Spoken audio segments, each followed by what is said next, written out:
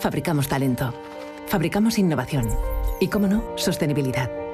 Fabricamos una nueva economía. Y un mundo nuevo, en 3D, por supuesto.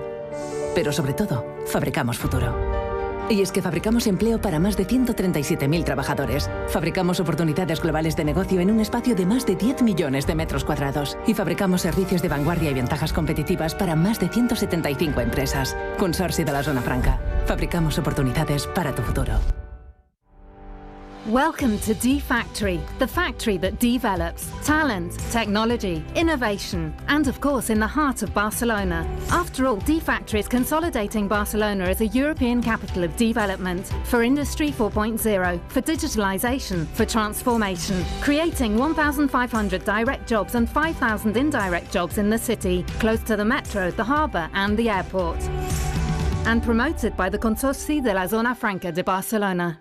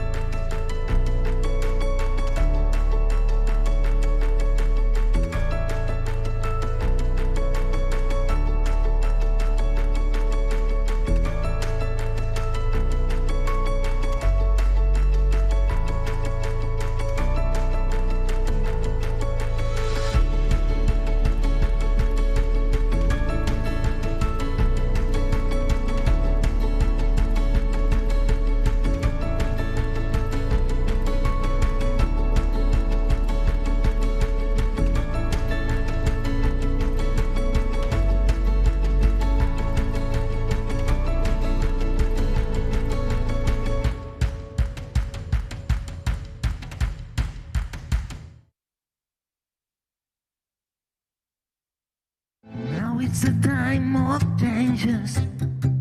Now is the time to move on. This is the time for solutions. Feel the motion. Be new is born. The end none of you. Now I'm connected to you. The end none of you. Be new will do it for you. This is the time for solutions. Be new is for you.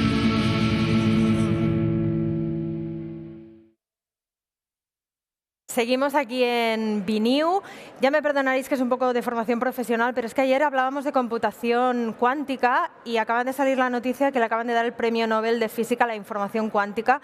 Así que estamos de enhorabuena porque hemos escogido los temas creo que muy acorde con la actualidad y con lo que es importante. Seguimos en esta sesión ahora a la 1 de la tarde. Vamos a hablar de los retos de la ciberseguridad en la industria 4.0, porque eso es uno de los retos más críticos a los que se enfrenta un mundo cada vez más digitalizado. Nos va a ayudar a conducir esta sesión Sergi Gil. Bon dia, buenos días. Buenos días. Sergi Gil es el Industrial Cyber Security Consultant en Engimatica. Es ingeniero industrial con más de 20 años de experiencia en el sector de la automatización industrial y especializado en ciberseguridad industrial. Trabaja como consultor freelance para mejorar de forma holística la ciberseguridad de los sistemas de control industrial de las pymes.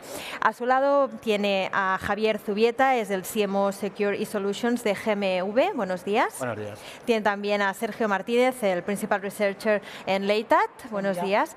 Y de forma online contamos también con Ángela Casals Fernández, PhD en la Universidad CEU San Pablo. Buenos días, Ángela.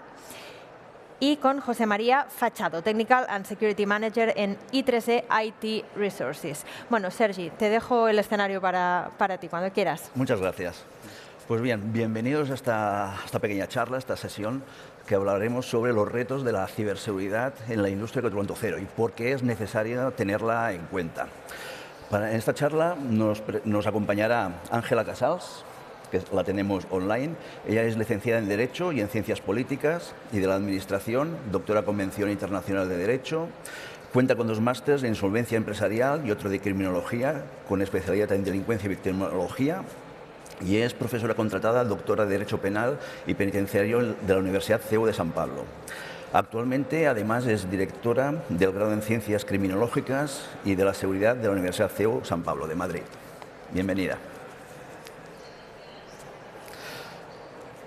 Seguiremos con Javier Zubieta, que lo tengo aquí al lado, ya presencial. Él es licenciado en Informática por la UPM y director de Seguridad Privada por la Secretaría de Estado de Seguridad. Cuenta con más de 25 años de experiencia en ciberseguridad y es actualmente director de marketing y comunicación de Secure Solutions de GMV y presidente de la Comisión de Ciberseguridad de METIC. Ha desarrollado su actividad docente en la Escuela del Centro de Ciberseguridad Industrial y en distintos másters de ciberseguridad, privacidad y industria 4.0 de la URJC y de la EOI. Y también es promotor de la filosofía entendible. Yo lo conocí hace unos años de ahí, intentando explicar qué es esto de la ciberseguridad de una manera entendible. Seguro que hoy lo hará, hará un claro ejemplo de ello. Seguiremos con José María Fachado, que lo tenemos online. Él es director técnico de ciberseguridad en I3E, IT Resources, y lleva más de 36 años en el ámbito tecnológico. Actualmente dirige un equipo especializado en implantación de medidas de ciberseguridad y la concienciación en las diferentes empresas, desarrollando planes de acción para minimizar los riesgos y mejorar los tiempos de reacción. Bienvenido. Y finalmente contamos con Sergio Martínez Navas, aquí a mi izquierda, que es principal researcher en Leitat Technological Center Leitat. Él es ingeniero informático y electrónico, además de un máster en electrónica. Y lleva más de 15 años trabajando en proyectos de investigación relacionados con el desarrollo de sensores, conectividad, plataformas software, incluyendo el liderazgo de proyectos transnacionales. Actualmente dirige el grupo de investigación y desarrollo de sistemas inteligentes en Leitat, con un claro enfoque a securizar objetos e integración en elementos seguros, es decir, orientado completamente a las necesidades de la industria 4.0. Pues bien, si os parece, haremos lo plantearemos con una pequeña charla un poco para ver cómo podemos, en parte, concienciar o qué puntos podemos resaltar de la importancia de la ciberseguridad para tenerla en cuenta en este camino hacia la industria 4.0. Entonces, si os parece, empezamos contigo, Javier. Más o menos, según tu opinión como experto en la materia, ¿cuáles crees que pueden ser las principales barreras de adopción de la ciberseguridad en el ámbito industrial y cómo podríamos derribarlas? Pues nada, gracias Sergio, gracias a la organización por permitirme acompañaros. Para mí es un placer estar aquí.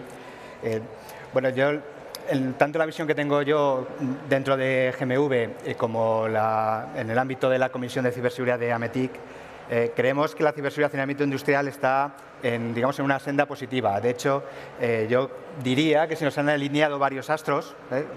Hay muchos, pero bueno, yo voy a mencionar cuatro, ¿no? Cuatro astros. Primero, creemos que la sensibilización hacia la ciberseguridad está aumentando, pero tiene una contrapartida, que es que genera una mayor inquietud, ¿no? Entonces, vamos incrementando por un lado, pero también tenemos esta contrapartida. Esto está provocando que un ligero aumento de los presupuestos, que también lo podemos detectar. Lo que pasa es que eso está ocurriendo también en aquellos sectores industriales en los cuales ha habido ya ciberataques, ¿no?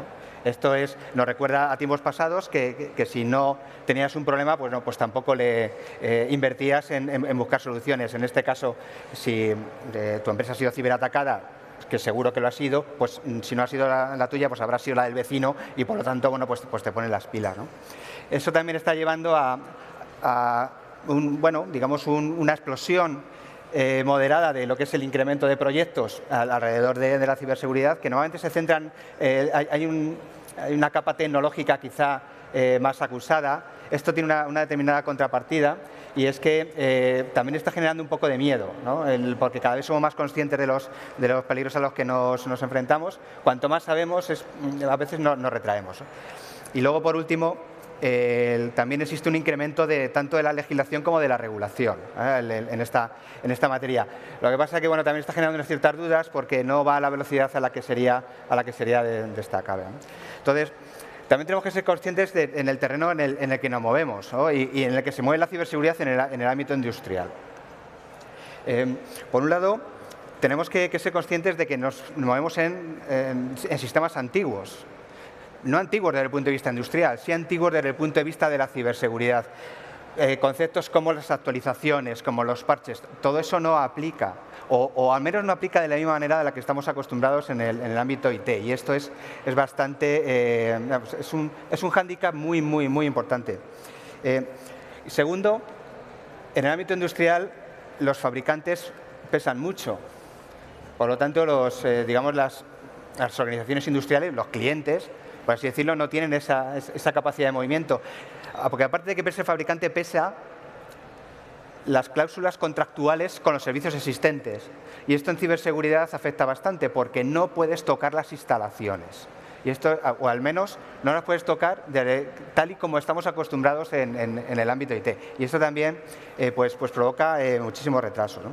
Y luego ya por último, y ya dejo paso a mis compañeros, se habla mucho de la convergencia IT y OT. Yo creo que todos estamos hablando de que estos mundos no son tan separados, es una simbiosis. Desde el punto de vista práctico, todavía sigue habiendo mucha diferencia, ¿no?, entre ambos mundos y, por supuesto, para la ciberseguridad pues también supone un freno. Muchas gracias. Sí, de hecho, en mi día a día lo veo, o sea que realmente hay una diferencia, un gran gap, digamos. Entonces se estima de cerca de unos 10 años que estamos por detrás en OT respecto a lo que es el mundo de IT. Realmente es una problemática. ¿Queréis hacer alguna aportación, Sergio o José María? Bueno, yo por mi lado supongo que saldrá porque comentando aquí en café ha salido. Una de las barreras importantes es la formación. Bueno, tenemos un problema evidente de formación, más allá de la concienciación, que creo que también es necesario abordar en algún momento de la sesión de hoy. Perfecto, pues luego seguro que volveremos al tema. José María, ¿estás online? Sí, coincido con todo lo que se ha comentado. El ámbito de la formación es muy importante. Si tenemos falta de profesionales en ciberseguridad a nivel general en el sector IT, un campo tan exclusivo como el de la industria 4.0, el IoT, es más exclusivo todavía y aún tenemos un déficit de profesionales en este ámbito. Eso es uno de los retos que tenemos que mejorar. Es parte de lo que deberíamos comentar también en esta sesión. Sí, seguro que luego volveremos porque es un tema complicado, de encontrar personal realmente cualificado y que tenga el doble conocimiento de IT, OT, porque realmente son dos mundos muy diferentes, pero que están obligados a converger, o sea que realmente unos tienen que aprender de los otros y convivir de la mejor manera. Pues muchas gracias. Seguimos. Entonces, con una pregunta para Sergio Martínez, ¿te parece? ¿Consideras que el enfoque actual de la ciberseguridad es suficiente para la hiperconectividad a la que nos estamos enfrentando hoy en día? ¿Cómo lo afrontan esto las empresas? Bueno, yo, bajo mi perspectiva, ¿no?, nosotros en Leitat hacemos proyectos de transferencia tecnológica y trabajamos con diferentes tipologías de empresas. Y uno de los problemas que nos encontramos es que cuando hablamos de ciberseguridad, cuando hablamos de prevención, ¿no?, mitigación, remediación, muchas veces esto se focaliza en un entorno puramente cloud, ¿no? Durante las sesiones de ayer, durante las sesiones de hoy, se ha hablado de valorizar el dato, ¿no?, que el dato tiene mucho valor y que el dato es el core de muchos business hoy en día, ¿no? Pero se habla poco de la generación de los datos, de los dispositivos que generan estos datos. Hace relativamente poco hubo un ataque a una central de Irán, en la cual le cambiaron el firmware a unos controladores de unas refrigeradoras y tuvieron que parar todo el sistema productivo de la central. Y afortunadamente tocaron esto, podían haber tocado otra cosa, ¿no?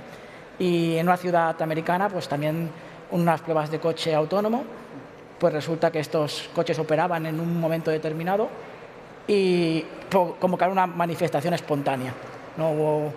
Según el servicio de la empresa, hubo un problema técnico, ¿no? Pero bueno, resulta que los taxis pues, autónomos se manifestaron, ¿no? Entonces, yo creo que sí que tiene que haber una perspectiva de intentar securizar el objeto, el asset, ¿no? El Internet of Things. Por un lado tenemos Internet, por el otro lado tenemos las Things, pero a la hora de la seguridad hay poco conocimiento o poca perspectiva de las Things.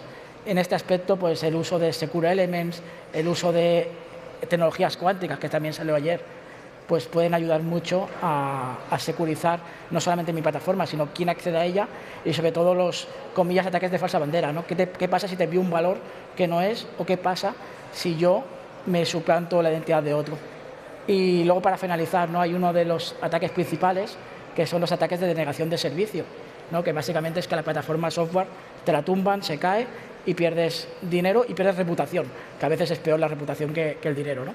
Y en este aspecto, una de las cosas que hay ahora que es tendencia son los ataques distribuidos, en los cuales en multitud de dispositivos conectados que tenemos en nuestra casa, pues instalan un malware y este se dedica a formar parte de este ataque, ¿no? Entonces, aplicar herramientas que consigan securizar el nodo, que consigan securizar la fuente de datos, yo creo que es algo que deberíamos también incluirlo dentro de las herramientas típicas, forenses o no, que hay hoy en día, que están muy focalizadas a ordenadores, muy focalizadas al cloud, pero hay poco focalizado en el dispositivo en sí mismo. Muchas gracias. De hecho, es una problemática realmente. Si lo pensamos fríamente, la tendencia que tenemos a conectarlo todo, incluso a nivel doméstico, y no somos conscientes de los peligros que estamos introduciendo, que puedan utilizar un dispositivo de IoT para hacer el salto a otros dispositivos más inteligentes. ¿Qué opinas, Javier? Yo creo que esto forma parte de las leyendas urbanas, ¿no?, del ámbito industrial con respecto a la ciberseguridad. Yo os puedo mencionar tres que se me vienen a la cabeza para esta sesión. La primera es la del sistema específico, ¿no? Digamos, la organización industrial considera que sus sistemas son tan específicos que un hacker desistiría en atacarlo. Acaba de mencionar Sergi lo que pasó con la central nuclear iraní, en el ataque Stuxnet, que ocurrió en el año 2010 y fue el verdadero punto de inflexión con respecto a esto y que desmontó perfectamente ese mito, ¿no? El segundo mito es, no, un momento, mi instalación industrial está totalmente desconectada de Internet. Esto ya era totalmente falso antes de la llegada del Internet of Things. Pero ya con la mezcla de nube ya, dejémoslo, vamos, por supuesto nos olvidamos, ¿no? Pero no solo era eso, es que ¿qué sucede cuando viene tu mantenedor de toda la vida con una llave USB y lo conecta en tu dispositivo de campo, ¿no? Ahí, fijaros, no hace falta que esté conectado, ¿no? Ahí ya tienes ese punto. Y ya por último, y el tercer mito, a mí es el que particularmente más me ataca, los nervios, es el que dice, si yo no soy un banco, ¿a mí quién me va a querer atacar? ¿No? Yo no tengo nada valioso. Hombre, por favor, primero te tiene valioso tu negocio, pero es que segundo, te puede llegar a atacar la persona que tienes dentro. Entonces, sobre los insiders hay multitud de literatura y multitud también de cronología que podríamos hablar, y en el ámbito industrial está a la orden del día. Sí, totalmente de acuerdo. Y si sumamos a esto el tema de a nivel de los ataques a través de proveedores, o sea, la cadena de suministro hoy en día realmente, o sea, alguien para atacar a un grande, por ejemplo, lo hará posiblemente a través de los pequeños suministradores que tienen acceso remoto muchas veces, sin unas medidas de seguridad tan elevadas como puede tener otra empresa. Perfecto. A nivel... Sergio Martínez, ¿tienes algún comentario al respecto? No, totalmente de acuerdo. Perfecto. Pues un caso relacionado así un poco con este tema de las problemáticas y de las auditorías a nivel de qué somos, a ver la problemática que podemos tener. Tengo una pregunta para Ángela. A nivel si realmente el Código Penal presenta una legislación adecuada, actualizada, digamos, a los retos a los que nos estamos enfrentando en nuestro día a día. Es decir, en el ámbito industrial realmente estamos cubiertos, o realmente esto es como el lejano oeste aquí que cada uno hace lo que quiere y nadie es responsable de nada. ¿Cómo lo tenemos? Bueno, lo primero, muy buenos días y muchas gracias por contar conmigo. He estado escuchando todas vuestras cuestiones y ahí vamos a la parte jurídica, ¿no? Si realmente los ataques a la ciberseguridad están protegidos. Ya tenemos, el Código Penal sí que se ha adelantado, pero como muy bien decía antes Javier, a veces vamos con retraso, tenemos delitos de intrusismo informático, de interceptación informática, y lo que estabais hablando de esta que es la protección, no soy un banco, ¿no? Y ¿por qué me van a querer meter a mí en cualquier berenjenal de estos? secretos, ¿cómo que no? Al final es el descubrimiento y revelación de secretos de cualquier tipo, o sea en ámbito industrial o sea en ámbito personal. Hablabais incluso de todos nosotros, ¿no?, que estamos al final conectados de muchas maneras en el ámbito cibernético, y cuanto más sabemos, como muy bien decía Javier, al final más buscamos maneras de prevenir posibles ataques, ¿no?, que al final todos estamos predispuestos a ello. De hecho, desde el inicio de la entrada en la pandemia, a nivel usuario ha sido a lo bestia, y a nivel legislativo se ha dado cuenta de que industrialmente necesitamos más reforzamiento. Es verdad que el legislador ha tenido una parte muy buena, que ha sido convertir esos llamados actos preparatorios, lo que decíais de poder meter cualquier tipo de virus o intentar tener un tipo de programa que no proteja totalmente y que estemos buscando pues acceder a datos confidenciales o sensibles de una empresa, por ejemplo. Esto el legislador ha decidido convertirlo directamente en delito para que se vea de la importancia de los ataques a la ciberseguridad. Yo creo que es que además estamos en la era del momento de no solamente hablar del ámbito delincuencial, sino de la prevención. Yo muchas veces en clase, cuando hablo con los másteres, siempre les digo la parte preventiva y deontológica. Lo mismo que no realizaríamos algo en ámbito físico, ¿qué ocurre en el ámbito de la ciberseguridad y aquellos que luego son profesionales de ello y cómo van a hacer el actuar? Porque, reitero, no será un banco, pero será algo que sean datos sensibles que indudablemente se tengan que proteger. Y el Código Penal, aunque siempre va a la zaga de lo moderno, porque siempre al final va con déficit de temporalidad, sí que haya descubierto de la importancia de adelantarse mínimamente y que se conviertan en delitos, que no se queden simplemente en unos posibles ataques y que tengan muy poquita repercusión.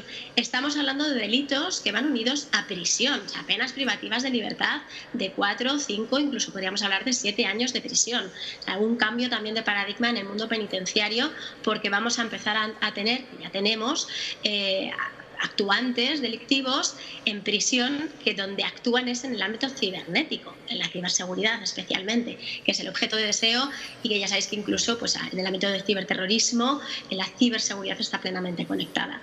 Así que con tu pregunta, necesitamos seguir avanzando, necesitamos seguir teniendo una legislación más pareja con lo que la industria pide, y sobre todo porque esto ya es imparable. Vivimos en la convergencia del mundo físico con el ámbito del cibernético, y ni qué decir en las empresas, ¿no? Perfecto. Pues muchas gracias por tu aportación, Ángela. Sigamos. Quisiera ahora, con un tema que ya ha salido antes, que ha comentado antes José María Fachado, es un poco sobre la preparación realmente a nivel de las personas que realmente nos tenemos que encargar en el día a día de la ciberseguridad, incluso dentro de las propias empresas. Realmente, ¿cómo lo ves los retos a los que se enfrentan las empresas realmente para conseguir personal realmente cualificado y que pueda realmente defender a sus empresas realmente? ¿Cómo lo ves, José María? Pues yo creo que es uno de los retos más grandes que tenemos. Actualmente nos faltan más de 4 millones de profesionales a nivel mundial en lo que es el ámbito de ciberseguridad. Y esto, como decía antes, impacta mucho en el tema de la industria 4.0 porque es más especializado todavía. Se debería aumentar la fuerza laboral en el ámbito en un 145% para poder hacer frente al aumento de industrias digitalizadas o automatizadas. La falta de diversidad en este campo también es bastante grave. Solo el 25% de los trabajadores en este ámbito son mujeres. Deberíamos observar por qué ocurre esto, qué deberíamos hacer desde las empresas y desde los ámbitos para concienciar que esta labor no es una labor exclusivamente de hombres. Las mujeres también pueden trabajar en este ámbito y yo, desde luego, conozco muchas profesionales que son grandes profesionales, trabajan muy bien y lo hacen perfecto. Luego tenemos unas expectativas también poco realistas a la hora de evaluar a los candidatos. En esta tecnología en las que trabajamos, como decíamos antes, un compañero, son industrias antiguas, pero los métodos de seguridad cada vez son más nuevos, cada vez tenemos que hacer nuevas tecnologías. Un profesional que lleva 10 años trabajando en ciberseguridad y no se ha reciclado no nos sirve. No podemos pedir experiencias de 10, 15, 20 años en tecnologías que apenas tienen uno. Tenemos que poder valorar a los candidatos en función de sus conocimientos y sus capacidades para adaptarse a los nuevos medios. es bastante importante. También tenemos que valorar la presión que se reciben los trabajadores de ciberseguridad. Yo a veces los veo como el último portero de un equipo de fútbol. Cuando el portero falla, se le mira con lupa. Cuando un delantero falla, no pasa nada. Tiene que fallar 20 veces para que le digan algo. Pues los trabajadores de ciberseguridad pasa lo mismo. Si hay una brecha de ciberseguridad por una actualización que no se ha hecho o por cualquier motivo, por un fallo, somos los primeros en ser mirados con lupa. Y eso ejerce una presión sobre los profesionales que hace que más del tercio de los profesionales piensen en cambiar de ámbito de trabajo. Es bastante serio y bastante grave. Quizás es el reto mayor que tenemos en la ciberseguridad en la industria 4.0. Lo que digo, un ámbito muy especializado y muy pocos profesionales. Yo aquí, si me permitís, también añadiría un punto importante, que es la retención del talento, ¿no? Que esto pasa en tecnologías 4.0 en general. Ayer lo comentábamos con el tema de cuántica, que mucha gente emigra.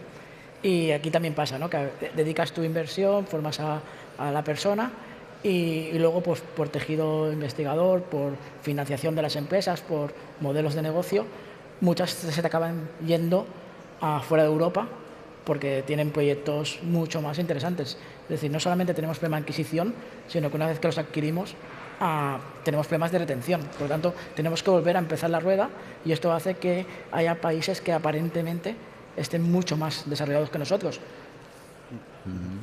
Sí. Vamos, yo de hecho en aquel evento que tengo la oportunidad de meter la cuña la meto, y este también lo es.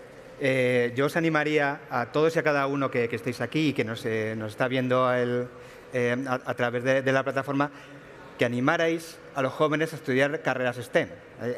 Ayer salió el informe de la OCDE con respecto a todo esto y solo el 6% de los jóvenes en España estudian una carrera STEM. ¿Qué pasa? Que siempre te lo ponen con el dato de la empleabilidad, y hablaban de una empleabilidad del 88%. En el caso de la ciberseguridad, como se acaba de mencionar, no estamos hablando del 88%. No, es que tenemos déficit.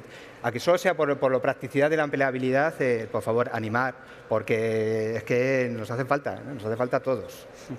Sí, totalmente de acuerdo. Son muy difíciles, pero animar a que se haga. Perdóname que quiero también contestar a todo eso. Adelante. Javier, una parte de fondo está en la parte educacional, porque muchas veces esto ya a partir de una cierta edad creas expectativas, creas interés, pero cuando son jóvenes, yo pues vivo en el ámbito docente universitario, te das cuenta de que a esa hora, cuando empiezan a ver cuestiones de ámbito cibernético que les interese, pero te encuentras con una parte educativa donde es que ni se lo han planteado. Entonces, claro, indudablemente. Yo también una cosa con el tema al final la gente más preparada que se marcha. Esto, tú pones tu cuña publicitaria, yo pongo la mía, tenemos un problema de que no se paga esa importancia que ha estado hablando indudablemente José María, de que esa presión en el trabajo, esa importancia, es que no estamos hablando de cualquiera, es alguien que por sus manos maneja datos sensibles de empresa y eso se tiene que pagar y se tiene que hacer valorar. Entonces, cuando ven que eso no están, por un país maravilloso que tengamos, se necesita inversión, mucha investigación y unos fondos importantes. Entonces, al final, no solamente es la parte educativa, es un apoyo indudable y es una necesidad de valorar. Tanto seamos hombres como mujeres. A lo mejor la mujer, en mi caso, por ejemplo, pues dices, pues no me veo en ese ámbito, pero porque a lo mejor no me lo han enseñado o porque yo no estoy tan metida. Porque hace 40 años hablabas de que una mujer estudiara ciencias políticas, como en mi caso, y era raro, o criminología, o incluso como penalista. Era extraño porque cómo una mujer se iba a meter en esos ámbitos. Pues a lo mejor aún seguimos con esa brecha de cómo una mujer se va a meter en ámbito de ciberseguridad que parece que tiene un ámbito más de género masculino, ¿no? Eso es un desarrollo educativo, es una amplitud. Yo creo que este tipo de plataformas también ayuda a dar esa visibilidad de la importancia, de la necesidad y del apoyo, que al final todos los que estáis trabajando en esa industria necesitáis muchísimo apoyo, pero también económico, no solamente emocional, que el emocional estamos aquí, pero y el económico que al final, como bien decía José María, que esto es mucho soporte de fuerza y de tensión y psicológicamente estar preparado, que por tus manos y por tu cabecita, que es la que trabaja todo eso, va a tener una presión en tu ámbito laboral. Entonces yo creo que eso también hay que tenerlo muy en cuenta. Muchas gracias, Ángela. Pues bien, relacionado con este tema así de la formación y la concienciación a nivel de la ciberseguridad, yo os quería lanzar una pregunta genérica así a todos. ¿Cómo lo veis bajo vuestra experiencia si realmente las empresas son conscientes de que yo mismo lo encuentro muchas veces ahí cuando voy a hacer consultoría, que todavía existe la creencia de que esto de la ciberseguridad es cosa del departamento de informática, de IT, sobre todo en el lado industrial, y que realmente pues es eso se encarga de alguien y el resto pues prácticamente no tienen nada que hacer? Realmente yo diría que, ahora si un caso, empezamos por ti, Javier, también como formador, ¿cómo concienciamos realmente a las empresas de que realmente esto es una oportunidad de negocio también? Pues yo lo suelo resumir con que en el ámbito industrial la inversión en ciberseguridad tiene un retorno de inversión cuantificable. Esto no lo tenemos en otros ámbitos, pero en el ámbito industrial sí. ¿Y en qué lo podemos medir? Como comentaba antes Sergi, un ataque de negación de servicio nos para la planta. Con solo calcular los días de parada ya tenemos el caso de negocio para invertir en ciberseguridad. Evidentemente no te vas a evitar de los ataques, pero lo que vas a poder hacer es restablecer la situación cuanto antes. Esa es la primera. Pero la segunda, cuando ya se va a hablar de dinero, me tengo aquí apuntados ciertos datos que se pueden utilizar. Es que yo animo a utilizar los datos económicos siempre que se hable de ciberseguridad. ¿Y en qué? Pues vamos a ver. La naviera Maersk en el 2017 tuvo el ciberataque que fue tan famoso en la época, 2017, esto ya parece ya antes de la pandemia, fijaros. 255 millones de dólares declarados en pérdidas. Está en la noticia, los podéis ver perfectamente. Pero es que el ataque de Colonial del 2021, que provocó que la administración Biden hiciera la orden ejecutiva para toda la parte de la cadena de suministro, ransomware y demás, aquí tenemos los datos. Chantaje de 4,4 millones de euros, chantaje de tipo ransomware, de los cuales pudieron bloquear 2,3, o sea que algo recuperaron. Multa de 1 millón de euros por negligencia, por no tener los sistemas de ciberseguridad como deberían de tener, y todos los días de parada, el tiempo de parada que no se ha publicado. Así que yo creo que la mejor manera de concienciar en este momento, sobre todo arriba, que es cuando siempre nos quejamos, es que no nos hacen caso los de dirección. En el ámbito industrial podemos acudir al dinero. Sí, sí. Es un factor que muchas veces se considera esto de la ciberseguridad como un coste, un gasto innecesario. Total, si no ha pasado nunca nada, ¿por qué va a pasar ahora? Y realmente no somos conscientes de que a diario somos atacados. La pregunta no es cuándo seremos atacados, sino cuándo tendrá éxito ese ataque. Y lamentablemente esperemos que tarde mucho, pero realmente vamos para allá. ¿Alguno? Sí, yo por mi lado, yo estoy en un sector totalmente diferente a mis compañeros, ¿no? Yo estoy en investigación, en transferencia, y muchas veces pues, nos encontramos que vienen startups, medianas empresas y en ocasiones grandes empresas que quieren hacer un producto, un proceso nuevo para su modelo de negocio. Entonces, lo primero que te piden es que sea operativo.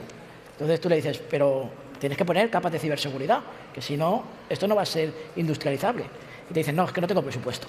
Entonces yo quiero primero que sea operativo, que me demuestre que esto funciona, y que una vez que funcione, entonces yo ya le añado la capa de seguridad, ¿no? Y al final muchas empresas, sobre todo aquellas que tienen unas necesidades mucho más apremiantes de llegar al mercado, te llegan al mercado con parches sobre lo que has hecho. Que al final el parche es una capita al final que, bueno, intento poner una encriptación, intento poner una autenticación, pero no adoptan la seguridad por diseño. Y muchas veces dentro de las facetas, ¿no? La prevención, la mitigación y la remediación, muchas de estas empresas, la parte de prevención se la obvian, ¿no? Y dicen, bueno, pues ya si me atacan, ya actuaré.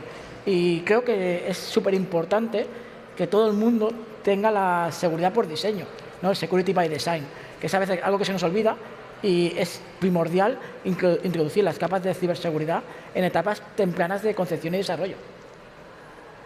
Sí, sí, sí. Y con los ahorros lo vemos como un gasto, pero realmente cuanto antes adoptemos la ciberseguridad, más ahorraremos, porque realmente solventar algún problema cuando ya está en producción, pues realmente los costes se disparan, pero muchísimo. Ángela o José María, ¿queréis comentar alguna cosa al respecto? Sí, yo creo que también nos olvidamos, en la industria 4.0, en el ámbito de ciberseguridad, nos olvidamos también de la seguridad pública. Nadie se plantea por qué un policía lleva un arma. Pero obviamos casos como el de un pueblo de Florida en el que accedieron remotamente a un ordenador, empezaron a variar datos y por poco envenenan a 15.000 personas. La seguridad pública también está dentro de este ámbito. Los gobiernos tienen que aumentar la inversión y tienen que dar más apoyo para toda esta seguridad. La industria 4.0 impacta directamente en la seguridad pública, en la seguridad de las personas. Antes comentábamos el coche autónomo hackeado y una manifestación de coches autónomos. Un oleoducto que fue totalmente parado y dejó sin suministro a prácticamente a Estados Unidos. Afecta a la seguridad pública y eso afecta de una manera grave y alarmante. Los terroristas cibernéticos los tenemos en las puertas. No pedirán rescate. No pedirán rescate. En Charlie Hebdo no pidieron rescate. En la Rambla tampoco. Entonces, tenemos que conseguir que los gobiernos, aparte de legislar, apoyen a estas enseñanzas, a esta formación, a esta visión de la ciberseguridad. Los responsables de ciberseguridad somos la policía de Internet prácticamente y no recibimos el apoyo debido. No se nos ve de esa manera. Sí, sí, totalmente de acuerdo. Relacionado con todo esto un poquito, vamos ahora a ponernos en el caso ya de cuando ha sucedido, hemos tenido un incidente, y que tenía una pregunta para Ángela, porque realmente es cuando entramos ya con las pericias, pruebas periciales y demás, realmente, ¿a qué retos tiene la prueba pericial científica en este tipo de ataques? Es decir, de cara a la ciberseguridad, a la hora de probarlos en un juicio, ¿realmente es factible o cómo lo tendríamos que hacer? ¿Cómo lo ves, Ángela? Ahora te voy a contestar esa pregunta, pero quería hacer también, por lo que ha dicho José María, un apunte muy bueno que él ha hablado de la seguridad pública, y es algo que ya se está barajando el legislador, crear una ley orgánica pura de seguridad en el ámbito cibernético. Pura como la Ley de Seguridad Ciudadana, la 4/2015, que hemos tenido todos aquí, casi sin ser expertos, porque con el coronavirus, con la pandemia, ha sido la ley recurrente, ¿no? El miedo atacante. Y es que ahora la sociedad no solamente vive con el miedo del día a día de que me van a poder robar, que van a poder agredirme sexualmente o lo que sea, sino también con el miedo en el ámbito cibernético, de que yo voy a hacer algo X muy básico como individuo y me pueden atacar. Pero no solamente eso, lo que estabais diciendo, como empresa, que es que hoy en día es una posibilidad de ataque masivo y que se debe de invertir indudablemente. Y en cuanto a la parte de la pericia, por eso quería unirme, que creo que además has adelantado, José María, un poco a lo que el legislador está viendo, que necesitamos seguridad en el ámbito físico y cibernético, en los dos lados, ¿no? Y que se nos quedan cortas a veces las leyes. Y en el ámbito pericial, que es una pregunta muy interesante siempre que suelen hacer en ámbito jurídico, ¿qué ocurre cuando ha llegado a un momento de intrusión informática, se convierte en ámbito delictivo? ¿Cómo llegamos a probarlo? Porque los jueces no son conocedores de todas estas técnicas. Sois vosotros, los expertos, los que debéis de peritar la actuación y el específico que diga cómo se ha entrado, cómo se han cogido los datos, qué tipo de actuación se ha dañado. Se está descubriendo en las pericias que muchas veces va unida la empresa a que no han invertido en seguridad en el ámbito cibernético. Entonces, claro, atacan de una manera muy fácil. Esto es como si en la puerta de vuestras casas, en vez de tener unos tipos de puertas con FAC, con seguridad oportuna, las antidumper que las llaman, de todo tipo, y aún así pueden entrar en nuestras viviendas, entran en esos domicilios cibernéticos porque la llave es que no has echado ni la llave. Prácticamente está la llave puestecita, pero no has hecho correctamente todo tu sistema de seguridad. Entonces llega el momento de la pericia y claro, se ha cometido un delito, pero es un delito que indudablemente la parte victimal, de empresa en este caso o individuo, tiene la responsabilidad de que no ha actuado correctamente también para proteger. Esto, de momento, solamente se observa con las pericias que se hacen por parte del ámbito científico, por parte vuestra, de seguridad, de ámbito cibernético, pero se descubre que, como estáis diciendo, aún no se tiene una plena concienciación a todo nivel de empresa, porque ya entendemos que las grandes empresas pues saben que es una necesidad, pero también las pequeñas. Es que están todas en juego. Tienen que invertir muchísimo más, porque la prueba pericial se descubre, ahí el perito y el juez. Cuando descubre estos datos, pues claro, quiere saber más. ¿Por qué no has invertido? ¿Qué ha ocurrido? ¿Por qué son datos sensibles? ¿Por qué esos datos sensibles no estaban protegidos? ¿Qué ha pasado ahí? ¿Cómo es de fácil? A ver si es que el que te vendió ese programa de ámbito de seguridad a su vez buscaba tus datos, y vemos que es una rueda que de momento aún nos queda muchísimo por hacer, ¿no? Y en la parte pericial indudablemente es donde se descubre. Y como ya sabéis, son auxiliares la parte científica que auxilia a la justicia. Perfecto. Muchas gracias, Ángela.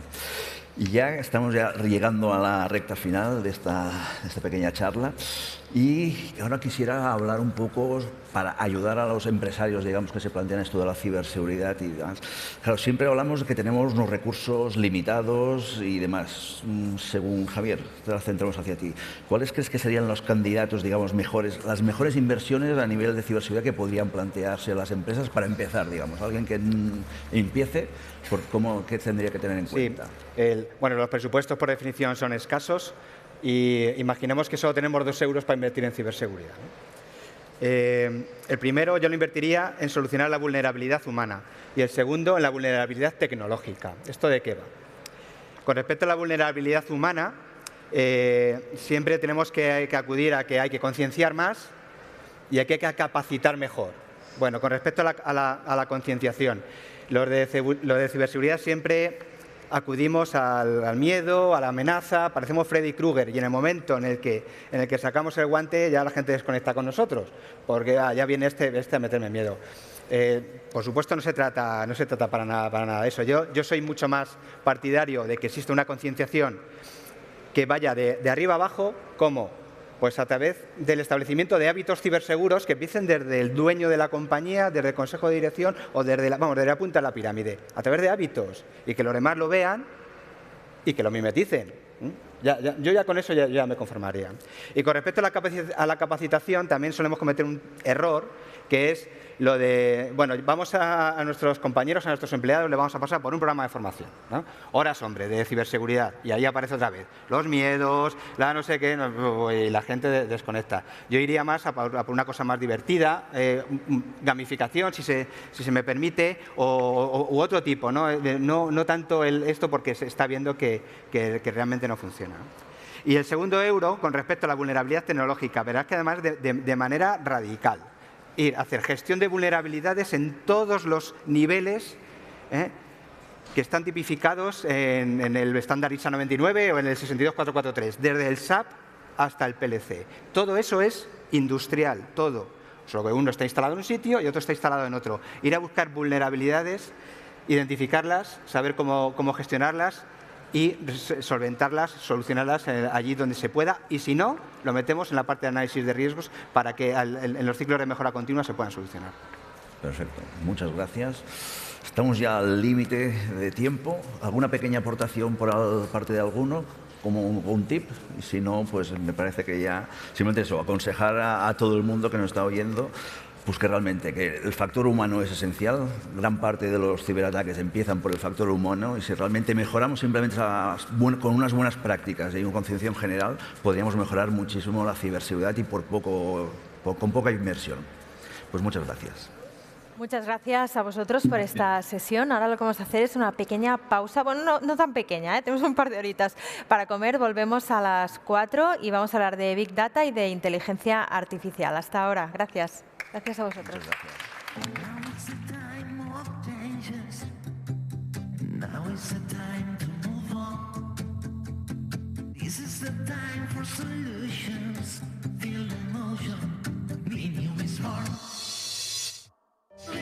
Fabricamos talento, fabricamos innovación y, cómo no, sostenibilidad. Fabricamos una nueva economía y un mundo nuevo, en 3D, por supuesto. Pero sobre todo, fabricamos futuro. Y es que fabricamos empleo para más de 137.000 trabajadores. Fabricamos oportunidades globales de negocio en un espacio de más de 10 millones de metros cuadrados. Y fabricamos servicios de vanguardia y ventajas competitivas para más de 175 empresas. Consorcio de la Zona Franca. Fabricamos oportunidades para tu futuro. Welcome to D-Factory, the factory that develops talent, technology, innovation, and of course in the heart of Barcelona. After all, D-Factory is consolidating Barcelona as a European capital of development for Industry 4.0, for digitalization, for transformation, creating 1,500 direct jobs and 5,000 indirect jobs in the city, close to the metro, the harbour and the airport. And promoted by the Consorci de la Zona Franca de Barcelona.